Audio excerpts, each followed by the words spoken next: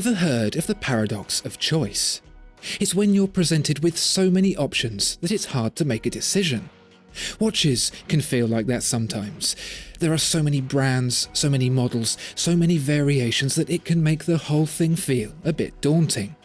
So, whether you've already got a collection fit to bursting, or you're just setting out on getting your first, here are 3 special timepieces to start you on your journey to finding the perfect watch.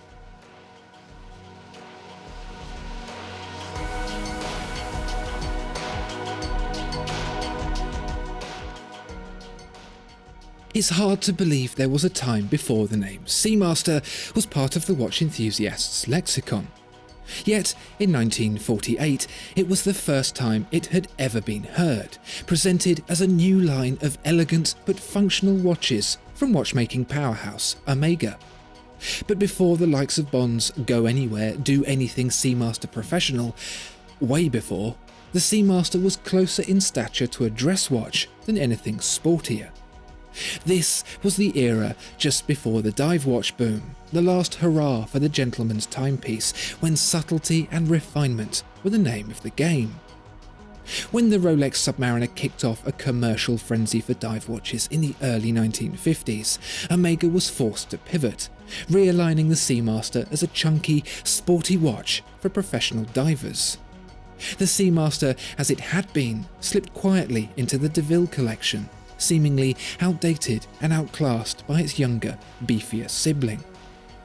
But now the era of the gentleman's timepiece is back, and so too is that original Seamaster. In a celebration of the Seamaster's 70th anniversary, 2 watches, a sub-second design and this centre-second, were released, honouring the classic heritage of what is now one of the most revered and respected series in all of watchmaking. And it's quite the special thing, this. An opaline silver dial, domed, is dressed with a white gold Omega logo and set behind a domed sapphire crystal inside a 38mm steel case. And Omega managed to resist doing anything funky with it, letting the simplicity of this throwback speak for itself. Well, I say resisted, because turn the watch over and you'll see a sapphire caseback. Nice. With a depiction of a Gloucester Meteor aircraft and a Chris Craft boat printed on it. Not so nice. It's a tribute to the aviators and mariners who relied on Omega watches through the years. A nice sentiment in itself, but one that perhaps didn't quite need such an imposing presence. Thankfully, there's still plenty of space to peer through to the movement, a caliber 8804 for the sub-seconds model and a caliber 8806 for this centre-seconds. This is where modern Omega meets classic, magnetic resistance to 15,000 Gauss, thanks to a free-sprung silicon balance spring, a thoroughly contemporary feature. Omega may not be the king of the castle right now, thanks to the might of Rolex, but this watch is a reminder that it once was, and makes you wonder if it could be again. I'll level with you, this Elegance GMT from Grand Seiko does not appear to be particularly special. It's not bad, it's fine, but there's nothing about it that seems to be inducive to that warm feeling you get in your belly when you're truly happy with something. It's technically very accomplished, so there's no problems there. The caliber 9S86 is what's known as a high beat movement, which means it ticks 25% faster than your average movement, resulting in a smoother sweep of the second hand.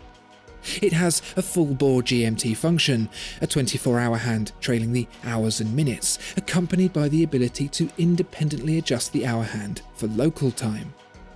Overall, it comes across as a very ordinary watch, and if you're looking for something discreet to wear to work or something like that, it's perfect. But is it special? I'm pleased to tell you that it is, but in a way that only you, the owner and keeper, can know about. Outside of mega brands like A. Lange & Söhne and Patek Philippe, it's something that's unique to Grand Seiko, and it's hidden in the dial. When you study the display of this watch with any kind of real consideration, you'll notice something. Or rather, you'll notice something missing.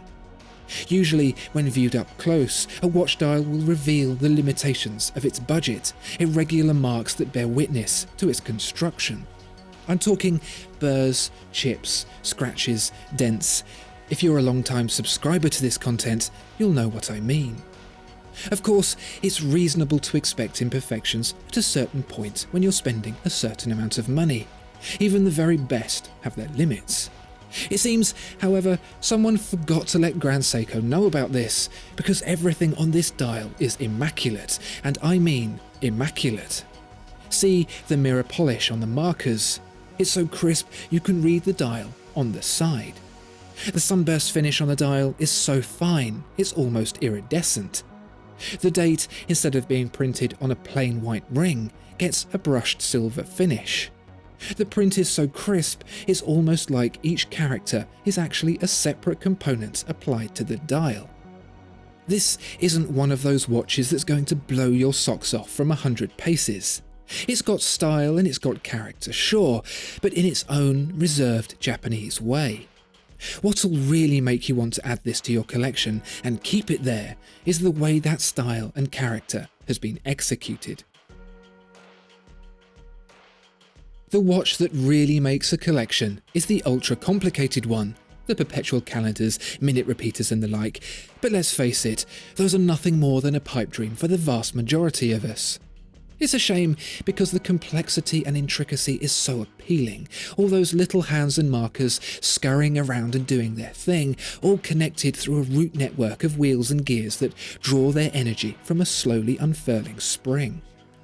But perhaps there's a compromise, one that's worth a smile all of its own.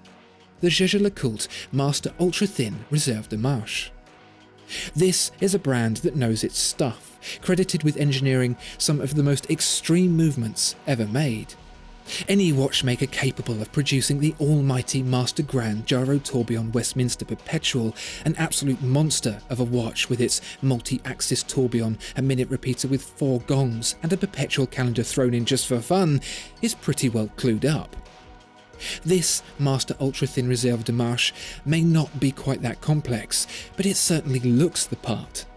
It's got more hands than a monkey, and that helps sell the illusion that it's actually a very complicated, very expensive watch. What you're looking at really is hours, minutes, sub-seconds, date and power reserve. Nothing more. But it certainly seems like more. And don't worry, it's not one of those "you're kidding yourself" moments, because any Jaeger-LeCoultre, let alone one from the Master Collection, is a fine, no, exceptional watch to own. Not only is a Master movement, in this case the caliber 938, over-engineered in the way only Jaeger-LeCoultre can over-engineer, it's somehow got over 270 parts, it's also tested under the Master Control program for 1,000 hours before it's allowed into the big wide world. That's long enough to watch the entirety of Seinfeld 15 times over. If this Jaeger-LeCoultre were a bowl of porridge, it would be just right. It's got everything you want and nothing you don't. In the broadest sense, it's one of the best kept secrets in watchmaking, a hidden gem that shines brightly when brought out into the light. Yet, despite all that, it costs 2.5 times less than the entry-level Patek Philippe Calatrava, whilst looking like good company for the £33,000 5146 annual calendar, and that's good company to be in. It's all about finding the watch you just can't stop looking at. Omega, Grand Seiko, Jaeger-LeCoultre, whatever it is, when you see it and hold it, you'll know.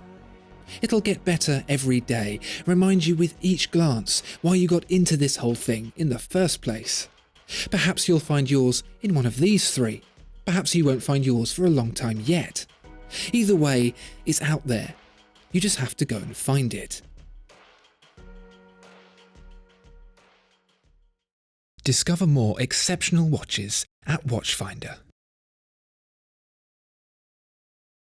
If you enjoyed this video, please like and subscribe.